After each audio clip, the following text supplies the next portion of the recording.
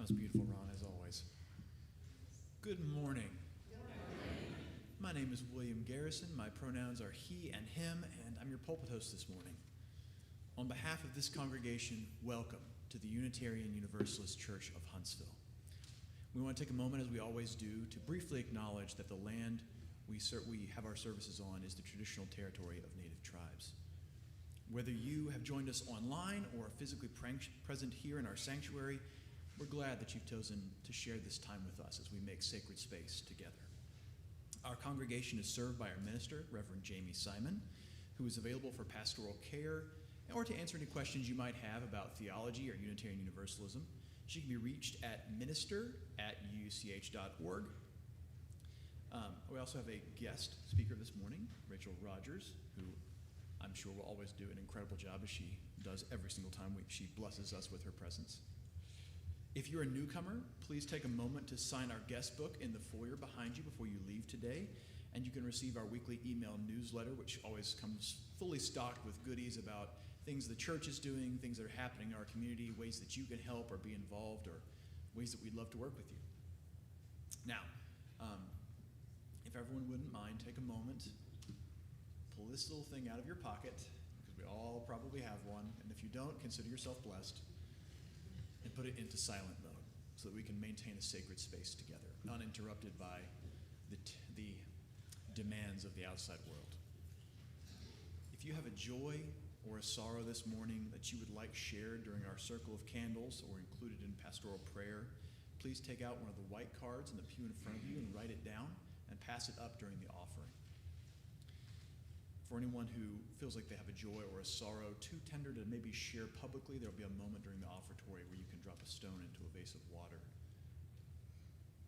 For community news and events, please check out our email newsletter or our Facebook page. This week we have a couple of additional announcements.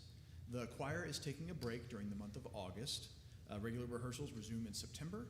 If you are interested in joining the choir in September, it'd be a great time. Contact Lori Larson at music.director@uuch.org. New UU classes will kick off Sunday, September the 7th, the 14th, and the 21st, right before services from 9 to 10:30 in the adult RE classroom. Childcare will be provided for anybody that's got little ones, and everyone is welcome. Please contact membership@uuch.org for more information. I'm one of the co-facilitators for that class, and I could not be more excited. Your Social Justice Committee is kicking off the new church year with a meeting on August the 24th at 12:15 p.m. That's after the service. That's next week, I believe. Any who are interested in social justice activities, events, are encouraged to attend. And there wasn't a contact info, but you can reach out to Brad Korb. I think it's social.justice@uuch.org. If that email doesn't work out, please let me know, and I'll get you the right contact information. The church fellowship dinner will be at Tadziki's at the Foundry on Governor's Drive. That's Thursday, August 21st at 5:30 p.m. Our rummage sale and outdoor market is coming next weekend. That's from 8 a.m. to 2 p.m. on Saturday, August 23rd. Please bring your donations to the church, anything that you sort of value and you've hung on to for perhaps just a little bit too long, and it's time to exercise a little bit of Marie Kondoing. This is your moment. Bring it on in. We're storing things in the music room and the RE wing, and we're also seeking vendors for a concurrent outdoor market. There's a QR code in your order of service to sign up to help work a shift if you can help it. So I'd like to invite anybody who has an interest in adult RE or wants to see things or wants to do things, please come pin me down in the fellowship hall after service. I would love to hear any of your thoughts, your ideas. I've had a couple people approach me already, and we're really looking forward to getting started, but I want to get a group of people to sort of nucleate and help us kind of kick things off starting probably after new UU classes in September. Speaking of, after the service, everyone is, as always, welcome to join us in the fellowship hall for coffee and conversation. We hope you'll stay.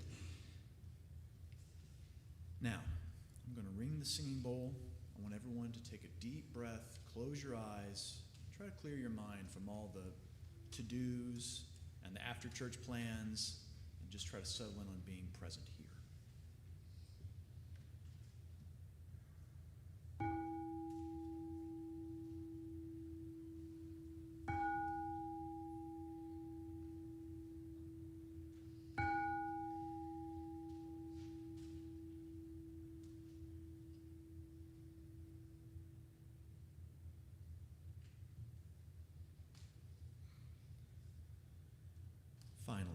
having gathered in a shared quest for truth, meaning, and purpose, let us light our chalice with these words by John Kabat-Zinn.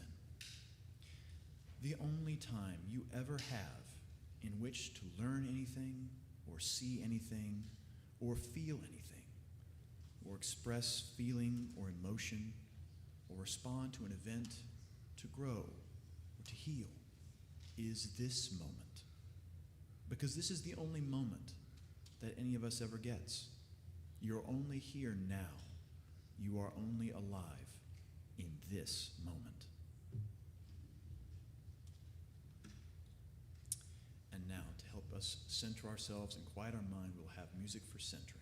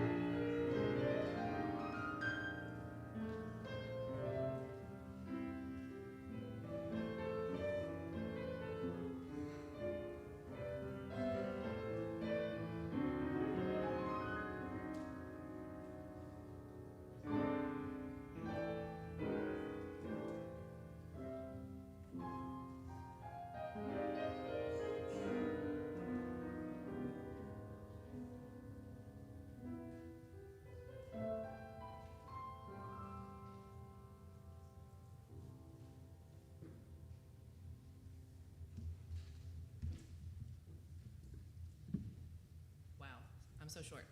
Okay. Good morning, friends.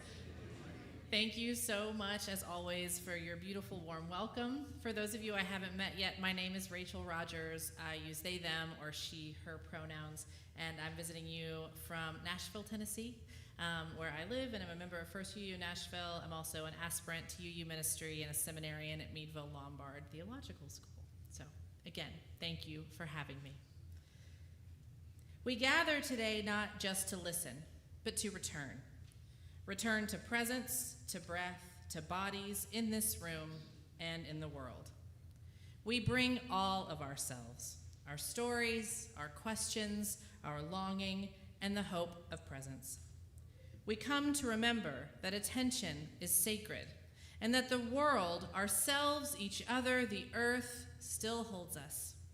May our worship today be a practice of presence. May we begin here, before the rush, before the noise, before the pull away. Here, now, together. The world is still here, and so are we. Come, let us worship together. And now, please rise in body or in spirit as you are so moved to join us for our opening hymn in the gray hymnal number 298, Wake Now, My Senses.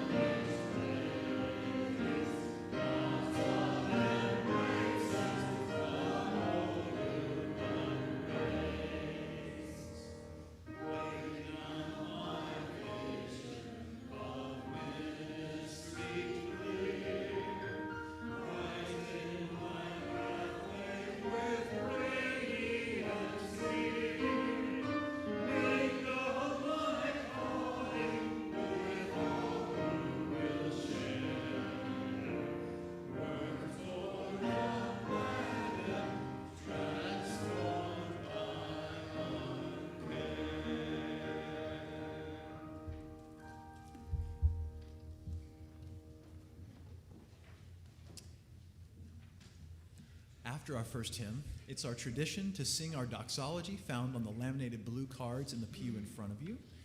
After the doxology, we each turn toward the center aisle and face one another as we speak aloud our words of aspiration, found on the other side of the blue card.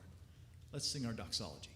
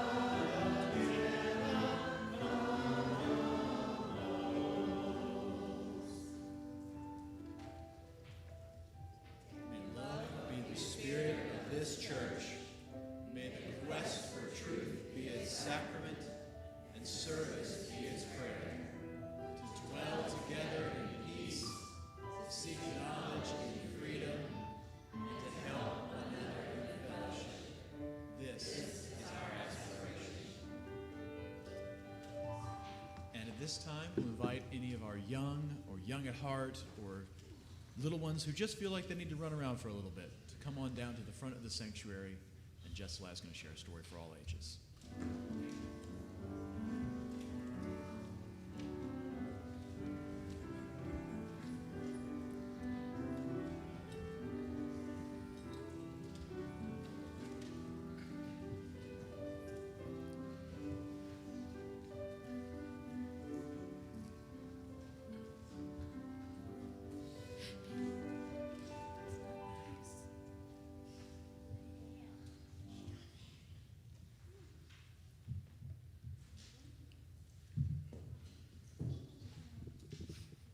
Good morning. Y'all won't be able to see. The book's going to be in your face. Today's book is called The Couch Potato. Let's see. It's going to go right on your face. The Couch Potato. Written by Jory John, illustrated by P. Oswald. I am a potato. Not a small potato like my brother, not a sweet potato like my mother, not a mashed potato like my Uncle Stu. I'm a couch potato. Oh yes, it's true. My favorite place to slouch is on the couch. I spend all my time sitting in this exact spot. Why would I ever leave this comfy, cozy couch? I've got everything a potato could need. See, I have this, and this, and this, and one of these, and one of those, and this, and that, and these. Oh, and this, check it out. This button activates a gadget that fetches me snacks whenever I want. Bam, impressed? I don't have to move an inch. Much easier than going into the kitchen. If the most important thing in life is to be comfortable at all times, I think I've got it figured out. But wait, there's more. I haven't revealed the absolute best part of the whole setup. Ta-da! It's everything you see in front of me. Have a look around. Take it all in. Pretty spectacular, right? Yes, it's a sea of shimmering screens. From wall to shining wall. What a joy. What bliss. These screens feature my favorite shows. This screen has all my unanswered messages. These screens are where I play my video games. And this screen is a live stream of my friend, my best spud for life. This is how my pals and I spend quality time together. It's much easier than trying to meet up somewhere, like folks did in the old days, that's for sure. Hey, Spuddy. Hey, Potato. Yes, from this very couch, I can control everything in my life all the time with just a few taps and a couple of clicks. Not bad, huh? Ah, yes, sirree. This is the life. At least that's what I thought. Until the other day. Something strange happened. There was a knock at the door. It was a delivery. Whoosh. Woohoo! It was my newest device, a video camera that would allow me to watch myself react while I was watching all my favorite shows. All I had to do was plug it in, and my room, nay, my kingdom, would be complete. But suddenly, pew! Everything went dark. Look out! Coming through. Whoops. Oof. Ow. Whoop. I made it to the window. I pulled back the curtains. The sun seemed a little brighter than I remembered. There was nothing better to do, so I decided to take my dog, Tater, for a walk. Outside. It had been a while. Everything was so vivid, so high resolution, like a 156-inch curved screen, but even more realistic. Something smelled fresh. After a few moments, I realized that it was the air. I heard a noise, some chirps, a ringtone perhaps. But no, I looked up to see some birds. I wandered down the street from block to block and across the neighborhood. Eventually, I found a park with a hill. There was a massive tree on top. It looked like a desktop background, only it was real.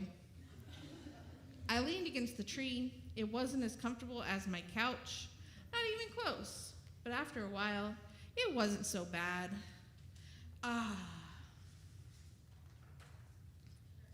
Any worries about the power outage and what I might be missing drifted away. I wasn't thinking about my favorite shows or my unanswered messages or anything really. I noticed the stillness, the view, the sky, the clouds, the sunset, and these colors. Oh my goodness.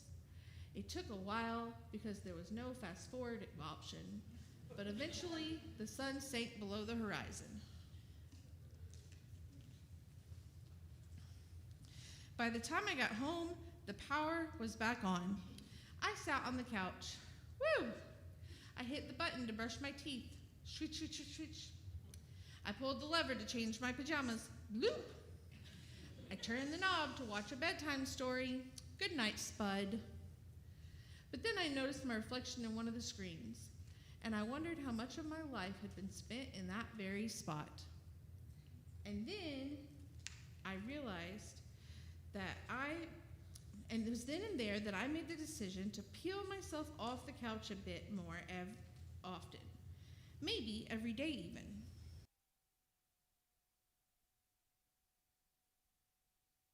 My best buddies outside. We've started biking and hiking and swimming. Sometimes we have snacks and play board games. Sometimes we walk all day. We might watch the clouds. There's no big plan. We just see what happens. It makes me wonder, what if I don't always need to be totally comfortable?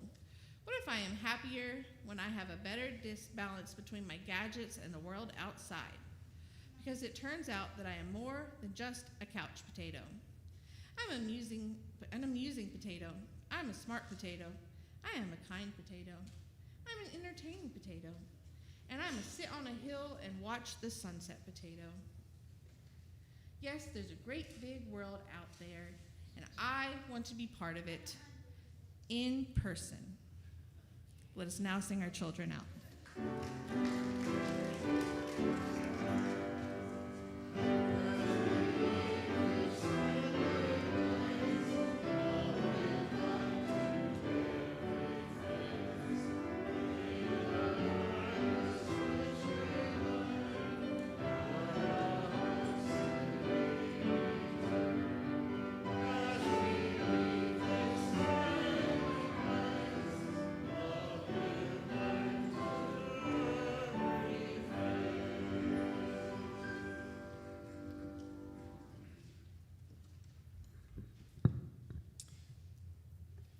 are the Unitarian Universalist Church of Huntsville, a proudly inclusive spiritual community.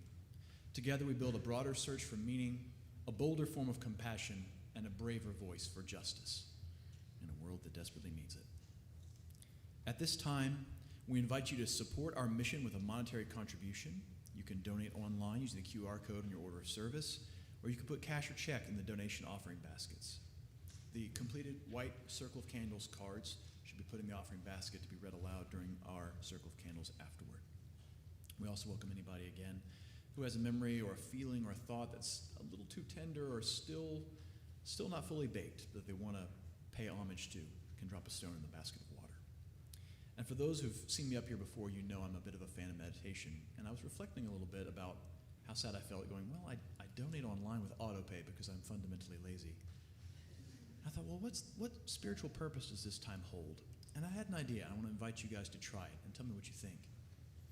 There's many offerings we can make the mission here at UUCH, beyond just our time and our talents and our treasure. If you've already given or plan to give or have done it online electronically, I invite you to spend this time contemplating what's a gift, an offering that you can make the world this week that it desperately needs. We're in a world that is broken and in need of healing. What talent can you provide? Something small, whether it's just bringing some junk out of your house to help sell at our rummage sale next weekend. Maybe it's writing a congressman or a senator, urging action in desperately needed ways. But spend this time, a small time, thinking of what is one small step that you can take, and together we can go a long way. With gratitude, we now receive your offering.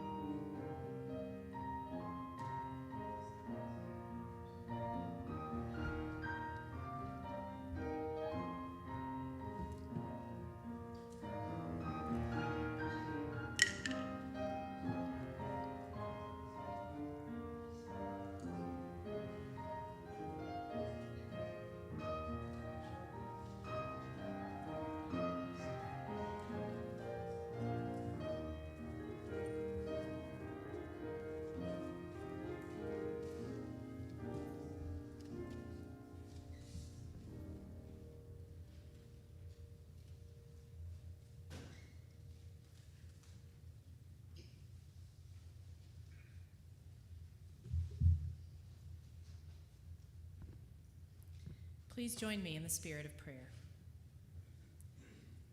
Spirit of life and love, we gather here in awe and reverence, grateful for the connection you offer us all, grateful for the web that holds us, for the choices, the accidents, the blessings and burdens that have brought us into this shared moment. We gather in a spirit of welcome. We welcome each other into this space, and we extend that welcome inward to all that we carry, to the joys, the concerns, the celebrations, and the grief. Those we name aloud and those we keep close and quiet. In a world that so often pulls us away, that scatters our attention, that overwhelms our hearts, may this be a place to come back to. May we practice presence here and remember what matters. We know that every day we hold joy and sorrow together. May we be present to them both. May we be present to each other. May we be present to these prayers from our community. Please pray for the Hunter family from Carolyn Hunter. I had my birthday, I was 64 years old. School has started and need a gift card. I was attacked by a dog walking, and I need help with a cell phone. I'm okay. I had to have 2 surgeries in the hospital. Matthew Bollinger, a joy. Matthew is thrilled to announce that he has a job again. He'll be a principal software engineer at Lumen Technologies. It's fully remote. A joy for the music created by the Feminist Chorus, who are on a retreat this weekend, wishing them fun, connection, spirit, and love as they prepare to sing together again. Joe Broussard shares, John Jeter, longtime member, is recovering from foot surgery, slowly but surely. And from Doak Mansfield, my joy is retirement, January 1st, 2026, after 50 years as an ordained UU minister, 1985 to 2000.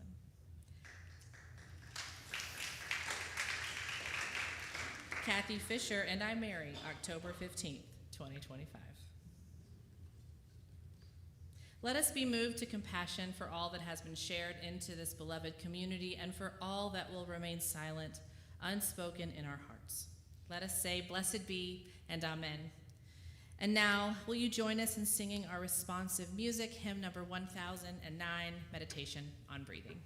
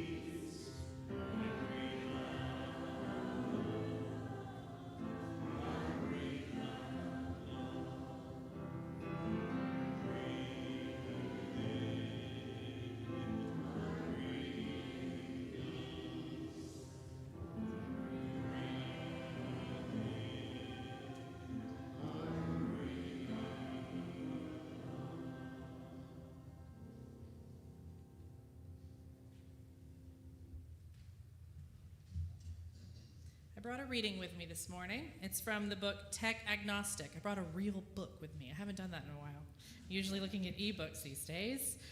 This book was written by Greg M. Epstein. He had a best-selling book some of you may have read called Good Without God.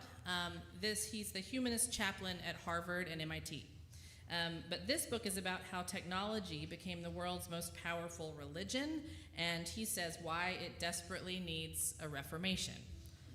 Our reading comes from the chapter entitled Humanism. While to be human is to experience the pain of fear, anger, and sadness, it is ironically our efforts to deaden such experiences that subtract from our capacity for joy and disconnect us from our ability to love. I am saying, love makes human life worthwhile no matter what. I am saying we make technology so that people who are alive now and the generations to come can experience love, which requires justice, because there is no meaningful or sustainable love without a commitment to justice. And even though we can't ever achieve perfection in any of this, and we're currently a long way from excellence as well, rather than punting this notion into the far future, let's think 7 generations down the road, as the ancient indigenous principle suggests. Let's strive to create technology that ennobles us by increasing love and justice in this world, and in a future we might see or envision. When we focus our energy on that, we'll make different, better, technological, and moral choices than we find ourselves making right now. Because so much of what we are currently doing is meant to drown out our belief in our own meaninglessness, and thus to drown the pain that belief causes. When we don't feel loved or loving in this life, then it's natural and rational to want a longer life in the hope of feeling differently someday. It's understandable to want a radically easier life, even at the expense of others, to ease the pain of a struggle unredeemed by human interconnection and shared purpose. Tech humanists approach tech with a single purpose in mind: to improve our individual and collective aptitude for building a loving world. We judge our creations by that standard alone. So ends our reading.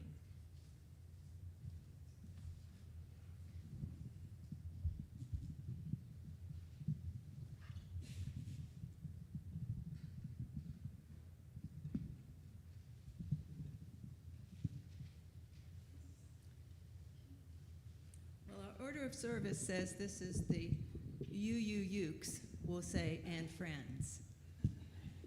So we have branched out a little, as you can see. Is that good?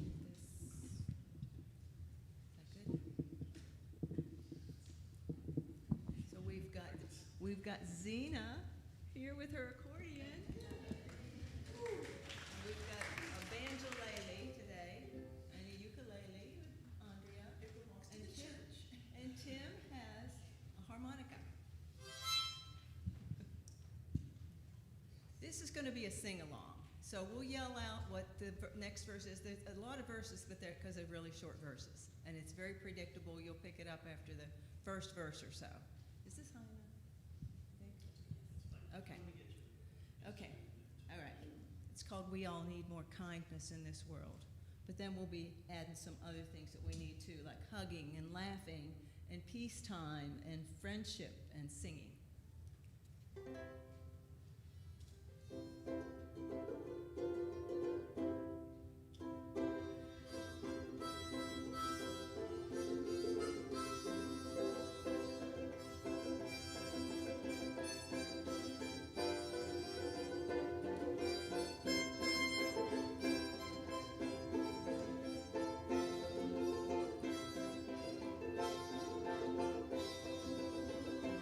We all need more kindness in this world. We all need more kindness in this world. It may look high or low, but there's no place else to go. We all need more kindness in this world. We all need more hugging in this world. We all need more hugging in this world. You may look high or low, but there's no place else to go. We all need more hugging. Laughing. We all need more laughing in this world. We all need more laughing in this world. You may look high or low, but there's no place else to go. We all need more laughing in this world. Peace times. We all need more peace times in this world. We all need more peace times in this world. You may look high or low, but there's no place else to go. We all need more peace times in this world. Friendship. We all need more friendship in this world. We all need more friendship in this world. You may look high or low, but there's no place else to go.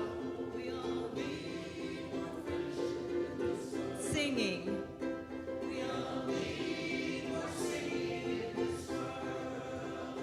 We all need more singing in this world. You may look high or low, but there's no place else to go. We all need more singing in this world. Kindness. We all need more kindness in this world. We all need more kindness in this world. You may look high or low, but there's no place else to go. We all need more kindness in this world.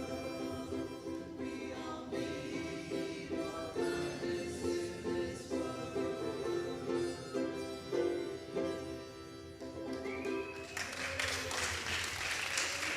much for saying that.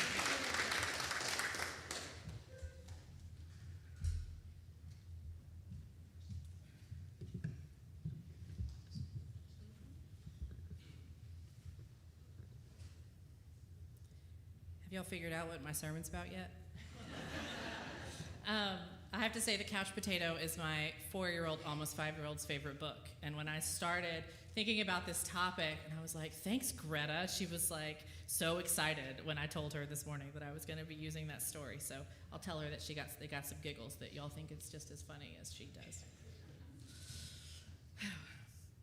Some days I find myself standing in my own backyard, one that I'll say my family and I have spent the summer cultivating with a lot of love and care. While around me the sun is golden on the flowers, we planted zinnias this year and it was such a good idea. The tomatoes are starting to ripen, the second wave of those coming in. The bees are swimming all around in the sky in the late heat. I'm there, I'm surrounded by home, I'm steps from my doorway, and I'll get a little tap on my wrist. And suddenly I realize I'm not there anymore. I've pulled my phone out of my pocket and I'm scrolling through a feed and I'm thinking about something that someone said that I probably didn't even need to see. And I can feel it in those moments. I am not in my life. I'm somewhere else. I'm suddenly in a space that feels urgent for some reason, but ungrounded. Connected to something, but also maybe a little bit hollow. And I know I'm not alone in this. I know that many of us spend hours each day in a place that doesn't actually exist in the natural world, that doesn't require our bodies to be present at all. And that's what I want to talk about this morning. It's this culture of distraction and what it can lead us toward. I want to talk about the spiritual cost of this disembodied life and a sacred invitation to return. Today we know more about what's happening around the world than any generations before us. And oftentimes, if not always, we feel more helpless than ever to do anything about it. We are saturated with information, but often starved for meaning. We can be exhausted by updates while also aching for belonging. In his quietly revolutionary book, Digital Minimalism, Cal Newport reminds us that technology should serve our values, not shape them. Now that sounds simple, but most of us don't live that way. We pick up our phones without thinking. We scroll when we're tired, when we're anxious, when we're bored, when we're trying to avoid doing the dishes, when we're standing in the kitchen holding a spoon and wondering why in the world we even walked into that room in the first place. Sometimes I'll catch myself checking the weather app on my phone when I'm outside, in the weather. I started asking myself, what type of person is this making me into? Am I living in alignment with my values? Or am I living in reaction to what a machine thinks I might tap on next? Greg Epstein, the author of our reading, again, the humanist chaplain at Harvard and MIT, he wrote in Tech Agnostics, the way we use technology is a form of spiritual practice, whether we admit it or not. To put it a different way we spend our attention is the way we spend our lives. Every click is a little prayer to something. Every scroll is an act of faith, faith that maybe we'll find the thing we're looking for, the insight, the answer, the outrage, the connection. And that is where I want to challenge us. We can often treat distraction or our tendency towards it as a personal flaw, something harmless, just a little too much screen time. And yes, that is often true, but also it's not neutral. Distraction is profitable to systems that depend on our silence. It's comfortable for those of us with privilege, and it keeps us often from doing the work we say we're here to do. Now, I also feel the need to interrupt myself here and say this too. Sometimes distraction or choosing distraction is a means of survival. Sometimes it's the buffer we need when the grief is too heavy, the news is too loud, the pain is too close. Sometimes it's how we catch our breath. And sometimes digital life is one of the only ways some people have access to other people. It can be a place of chosen family, of unfiltered information, of organizing, of joy. We can't ignore that. I'm not asking us to do that. But what I am talking about here is cultivating discernment, about asking what our patterns are doing to us and for us, and whether the habits we've made are the ones we want to keep. If we allow our technology use, our tech use, to become unconscious, we allow it to decide whose humanity matters to us, who we feel connected to, who we think is worth saving, who we bother to mourn.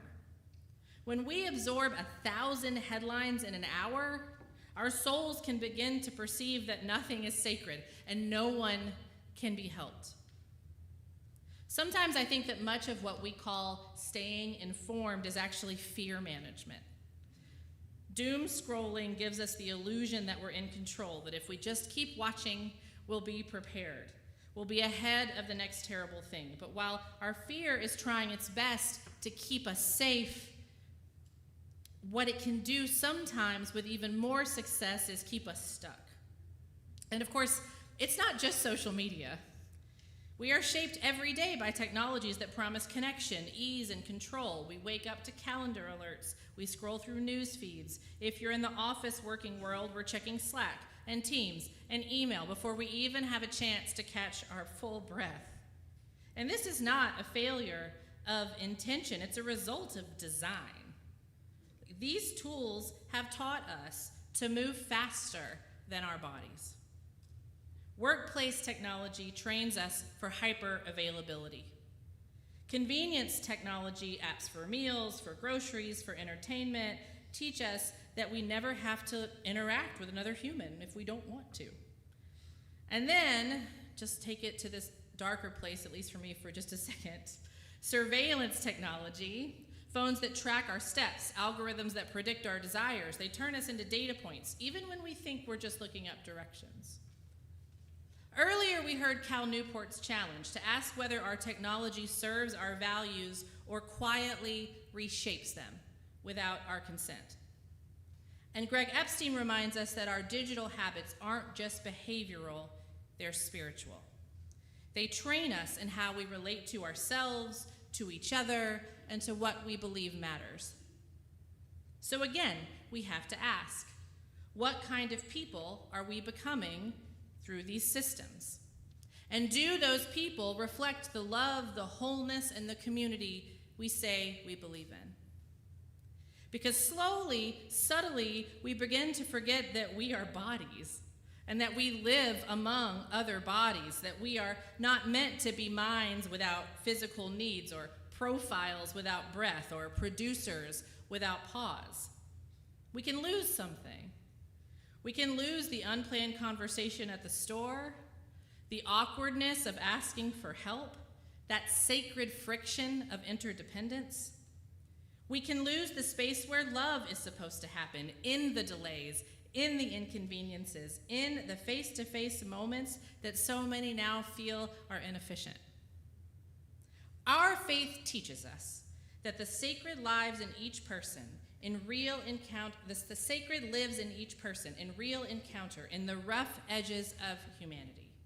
We can use technology, we should use technology, but we cannot let it use us into forgetting the holy work of being here, together, accountable, alive. Technology is not the enemy. That is not the purpose of this message, but it is a force. And if we want to live aligned with our deepest values, then we have to ask, not just how we are using it, but how is it using us? Because the world is still here. It's calling to us to come back. Unitarian Universalism doesn't hand us a single set of answers. We are a non-creedal tradition, which means we don't all believe the same thing, and we're not supposed to. But we do come together in search of lives that are grounded, meaningful, and whole. And many of us share a sense that the sacred, however we understand it, is not found by escaping the world, but by loving it with our whole selves, not just with our opinions, but with our bodies, our relationships, our time.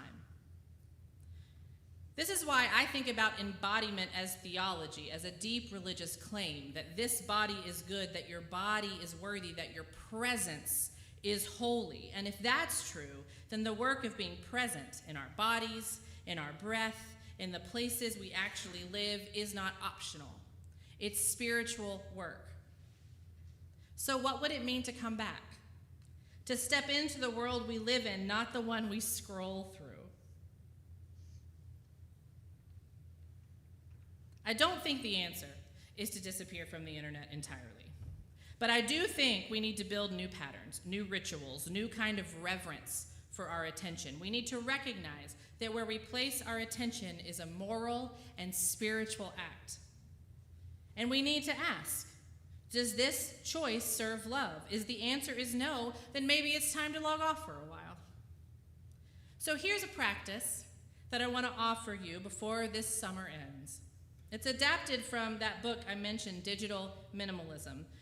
In the book, Cal Newport suggests a full 30-day digital detox. Don't worry, I'm not suggesting we go that far, at least not today. This is not a cleanse for its own sake, but a clearing of space so that you can ask a deeper question. What actually matters? What do I actually want to be paying attention to? The idea is to step away from optional digital technologies. He lists social media, streaming apps, news feeds, mindless browsing for a full month. Not forever, just long enough to let your nervous system reset. Long enough for your spirit to remember what quiet feels like. Long enough for you to figure out what you miss and what you really don't.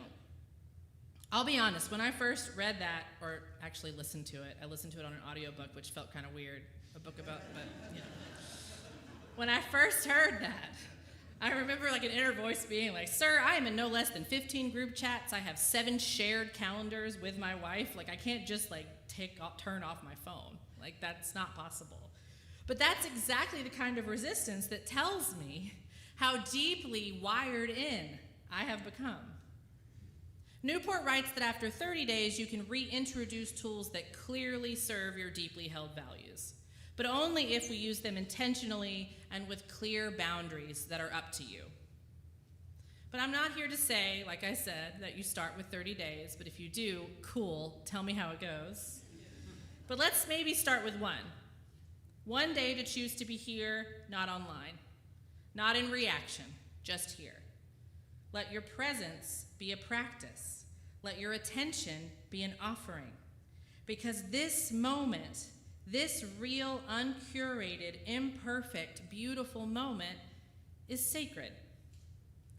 So as I wrap up my talk with you today, I just want to remind you, as you think about these challenges I've offered, these ideas I've hopefully planted in a tiny little seed, just to remind you that the world is still here, and so are you. So come back to it.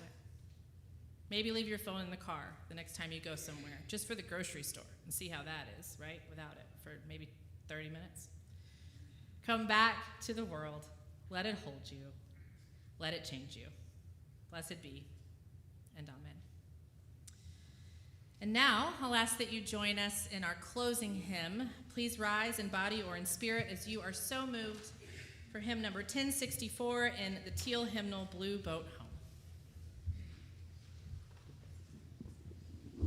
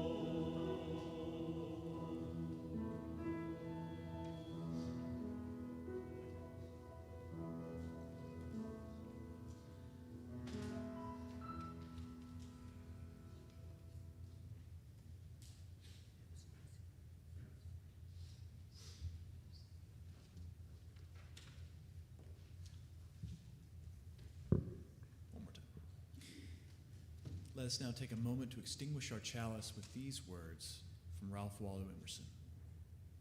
To go into solitude, a man needs to retire as much from his chamber as from society. I am not solitary while I read and write, though nobody is with me. But if a man would be alone, let him go look at the stars.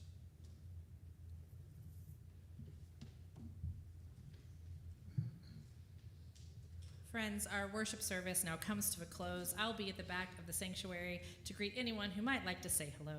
And you are invited to go to the fellowship hall for fellowship and conversation.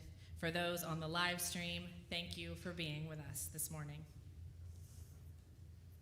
May your attention come home to you.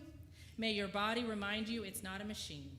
May your breath interrupt the scroll, and may you remember, even in this noisy, wired world, that you're still here, that presence is still possible, that love still knows how to find you offline, unpolished, and fully alive. This service is over. May our service begin again renewed. Go gently, go in peace, go in love. Let us go out singing our Rite of Community 1039. Be now with us.